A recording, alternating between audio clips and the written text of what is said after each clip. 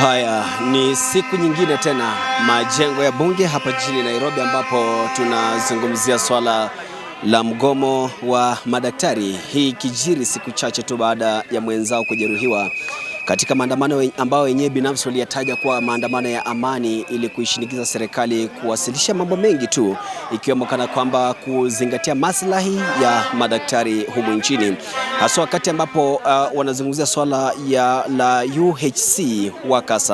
Kama bango hili ambalo nimelishika mkononi hapa, mwenzangu amelibeba, linasema include UHC workers on the budget plan, hashtag ni PNP for UHC staff. Ndio baadhi ya masuala ambayo yanajiri kutoka hapa katika majengo ya bunge. Tunaeleza kwamba walianza swala hili nyakati za asubuhi, kuanzia katika barabara hizi zote moja kwa moja kuvululiza hadi katika majengo ya bunge hapa jijini Nairobi. Ndio baadhi ya shughuli ambazo tunaziona hapa, na lingine ambalo tumelisikia wakilitaja pembeni kusema kwamba kwa njia moja au nyingine yule afisa wa polisi ambaye alitoa kitoza machozi na kumfiatulia moja ya madaktari siku 3 zilizopita, swala ambalo limeibua hisia kinzani miongoni mwa Wakenya wengi zaidi. Kwa hivyo tupo hapa, mengi ambayo tutakuwa nasubiria iwapo kutakuwa na sauti za mmoja wao mkubwa wao kutueleza haswa kiini na chanzo cha maandamano haya itakuwa ni kipi, ikizingatia kwamba madaktari wamekuwa wakililia haki zao na wengi wanasema kwamba kumekuwa na kudalilishwa. Kwa hivyo kelele hizi, mayowe haya ndio baadhi ya ishara ambazo mambo ambayo yanajiri kutoka papa hapa katikati ya jiji kuu la Nairobi, hasa katika majengo haya ya bunge. Hizi ndizo picha za moja kwa moja, mabango haya walioyabeba, moja ya kati ambayo yanaendelea hapa. Wengi watakueleza kwamba shughuli kama hizi wakati ambapo zinajiri kumekuwa na mambo mengi zaidi, na kila ambacho wanahitaji kutoka sasa ni kupatiwa haki yao. Wengi hapa tunaeleza kwamba ni wanafunzi ambao wamesomea swala la utabibu, na kwa hivyo wanataka maslahi yao yapate kuzingatiwa kwa njia moja au nyingine kutoka papa hapa katika afisi mbalimbali. Kuna bango moja hapa ambalo niliona wanamadresa, wanamzungumzia, wanamtaja waziri wa afya Susan Nakhumicha, wakisema kwamba kivyo vyote vile kwa njia moja au nyingine lazima apatie kipaumbele maslahi ya wale ambao tunawataja kwamba ni madaktari wa humu nchini. Kwa hivyo ndio picha za moja kwa moja, mabango ndio haya ambayo yameindikiza, wanasema pay our gratitudes, remit our NSSF contributions, PNP for UHC staff. Baadhi hayo ya mabango ambayo unayaona upande kote kushoto kulia. Kwa hivyo watakuwa nasubiria kuona jinsi shughuli zao zitakuwa upande huo. Clinic officers hoi, nurses hoi, nutritionists hoi, laboratory officers hoi. Na chenye najaribu kusema ni kwamba tuko hapa sisi wote, all departments in our health sector are represented here today. And we are here because of 4 main issues. Number 1, we are here because the parliament is the house that makes the laws. And waheshimiwa wako hapa watuambie kama kuna sheria walitengeneza ya kwamba ukifanya peaceful demonstration unapigwa risasi. Watatuambia hiyo, kwa sababu sisi tunajua hakuna. Na kwa lile tunaitisha kwanza, lazima tupate ile apology ya kwanza kutoka kwa CS wa health. Hauwezi sema ati ile ilikuwa tu ni amia, hakuna bahati mbaya. And we also know that the secretary had actually been warned by the same officer that if they do not stop, he was going to take him out. We are still worried he might be looking for him. So we want him arrested and arraigned. Hiyo ni moja. Ya pili, tuko na interns. We have interns in the category of the medical officers, the pharmacists, the dentists, the clinical and the nursing. They are sent for internship every year. Lakini sasa huu mwaka tunaambiwa ati sijui hakuna pesa, sijui pesa zilienda wapi, ati sijui pesa zimeenda kurenovate sijui nyumba ingine wapi. Sasa sisi tumekuja kuuliza kama ile pesa ilitengewa kwenda kurenovate manyumba ama kutibu wa Kenya. Haya, jambo la tatu. tuko na watu wanaitwa UHC health workers. Na tuko pia na contract zingine ambazo waliajiriwa pamoja wakati wa COVID-19. We even lost some of them to COVID-19. Kuna wale ambao tulipoteza. They took a very big risk on behalf of this country. And the payment we are giving to them, ati tunataka waende miaka 6 wakilipwa mshahara nusu ya wale watu wengine. Shame. Na tunauliza huu ni ungwana? And what we are saying, because they actually being paid 40,000 and 50,000, which is basically half of what their counterparts are paid, who they work with in the same environment. And what we are telling the ministry, we have 2 agreements. We have Kericho declaration where we agreed by June this year they should have been absorbed. So we expected by now they should have been given a letter telling them they are being absorbed. Also the Senate, because we petitioned the Senate and they did a report and recommended that the UHC, the other contracts under COVID, they all be absorbed into the permanent establishment. Na hiyo haijafanyika. So we have given them 14 days. Kama ile haitafanyika sisi wote tutoke. Alafu tuwaachie pia wafanye kazi. Pande ya madaktari MPDU imepatiana 7 days from Monday next week we won't have doctors in the facilities. Na sisi wengine hiyo Monday ingine. Na kumicha matatizo. Sawa sawa. Sasa nataka nimwalike bwana mheshimiwa wetu aweze kutuongelesha. Naambiwa jambo la mwisho niwakumbushe.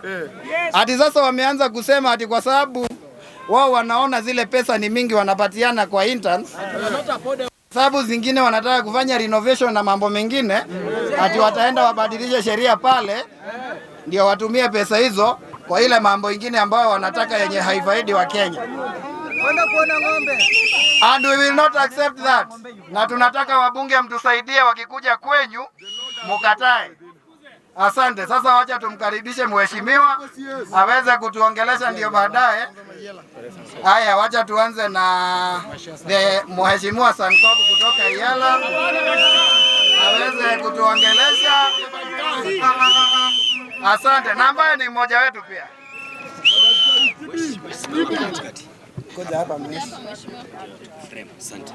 Comrades, power! Comrades, power! I'm one of you, and I'm a part of the Kenya Kwanza government. And I want to tell you that we understand that for a doctor to be licensed, he must go through internship. Yes. Na daktari kabla hajaenda internship, hawezi pata license. That means he cannot work locally or internationally. Yes. And the government have already used millions of shillings to train that particular medical officer. Yes. Na hatuwezi kubali pesa ya serikali ipotelee kwa sababu any person who have gone to medical school must have scored straight A's in secondary school and must have been #1 in primary school, and so we cannot lose the cream of this nation.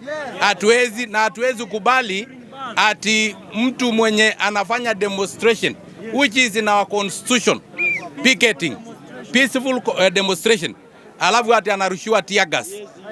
Mtu anaenda hospitali kutibiwa na yeye ndiye anatakiwa kuwa anatibu wengine. Hii haiwezi kubalika, na tunauliza kwa sababu sisi ni serikali. Nataka ku apologize on behalf of the government, lakini na kuminja lazima apologize on behalf of the ministry. Na pia the minister, the CS of internal security apologize, and the security agencies lazima washike huyo jamaa mwenye alifanya hiyo kitendo, kwa sababu criminals are everywhere. Even the police department, labda kuna criminals, lazima pia washikwe, lakini hakuna kudunga shindano. Lazima washikwe ndio pia wachukuliwa hatua kali. Kwa hivyo mimi nawaambia tafadhalini, tutachukua hiyo petition yenu, tutahakikisha kwamba imefika to the relevant authority, na tutahakikisha kwamba tumesimama kidete kuhakikisha kwamba mnapata haki yenu. Dr. Pukose is on his way, Dr. Nyikal is on his way, kwa sababu sisi wote ni jamii moja na lazima tujitetee nyinyi sisi. Hata Dr. Pukose amefika kabla sijaona. Kwa hivyo kabla Pukose Pukoza madaktari Nasesa physiotherapy clinical officers. Honorable Manzu, wewe ndio senator. Tafadhali. Ongea kwanza kabla ya Dr. Pukose. Nyikali is on his way. There's no changing the law. Comrades, power! Comrades, power! It is very good that Dr. Pukose is here, because most of these laws, once they originate from one house, they might end up to the other house. And for that reason, it is very important that we don't change the law against the doctors. I want to say that the matter of health is devolved. Under UHC, the contracts which you are given must be adhered to. Watu walitoa maisha yao wakati wa COVID. You cannot crucify your own life for others, and then no one goes on to take care of you. So I want to urge the government and the Ministry of Health to make sure that doctors are properly taken care of. About the doctor who was shot, it is an illegal act, it's a criminal act, and the less we can take from the Inspector General is the prosecution of that particular officer. Therefore, demonstrations in Kenya are allowed. Peaceful demonstrations are allowed. And there's no way you will shoot a doctor who is demonstrating peacefully for his rights. That was, in fact, an attempted assassination. Because they knew he was a doctor and he was a leader. And therefore, we condemn that act in the strongest terms possible. Kwa hivyo, hiyo maneno lazima iangaliwe haraka sana na polisi. And I want to say that you cannot change the law against the medical profession. It is very expensive to train a doctor in this country. And most of these doctors are the hope of their families. They are the hope of Kenyans. And therefore, we must take care of our doctors. Their petition, we shall take it and we shall follow. Tomorrow, the Senate will discuss this matter in the afternoon. It has already been brought to the attention of the Senate, and a question has already been put, and we are going to have a debate tomorrow to make sure that it is discussed as a matter of urgency and importance. Now that the Dr. Pukose is here, and other doctors, they need now to talk and protect these doctors. It doesn't matter which government is in power. It is very wrong for Kenya Kwanza government to mistreat doctors. It is wrong not to pay them, and it is wrong not to allow the interns to participate. I am a lawyer. There is no way you become a lawyer unless you go for pupillage. Doctors must also go for internship. And therefore, it is very, very important that money is allocated for internship. Kenyans are being overtaxed. Where this money is going to, if it is not to pay the interns? We have raised a lot of money as a country. We want to know where the money is going to. We want the Ministry of Health to take care of interns before they take care of everything else. Let me invite Honorable Pukose to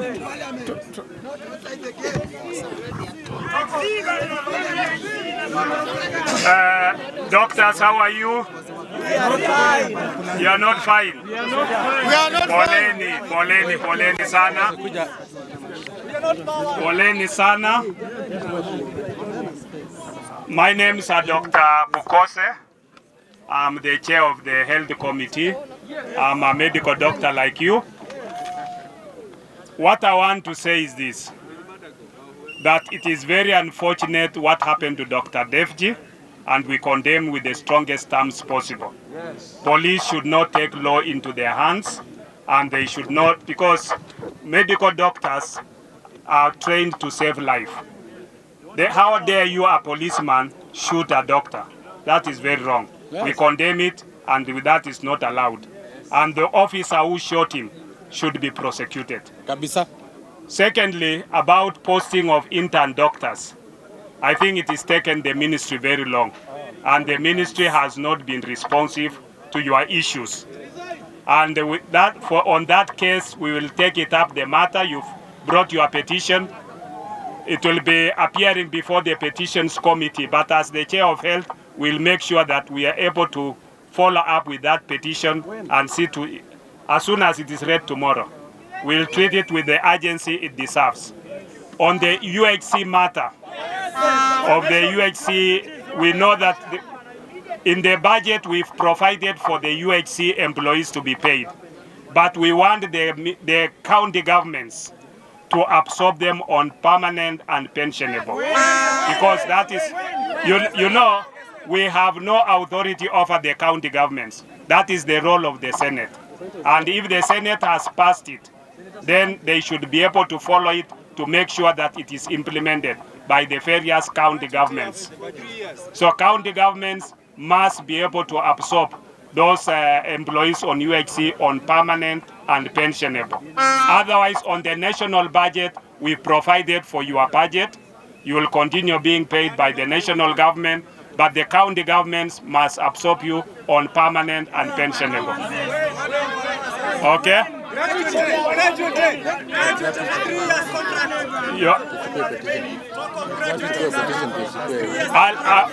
We'll be able, you've given us your petition.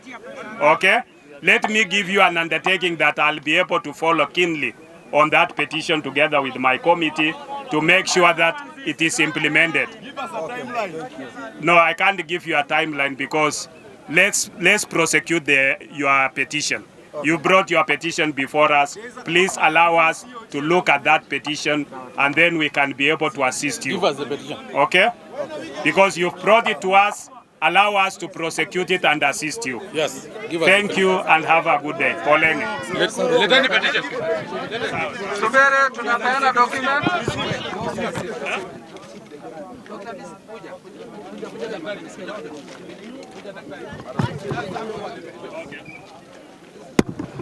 As KPDU, Thank you.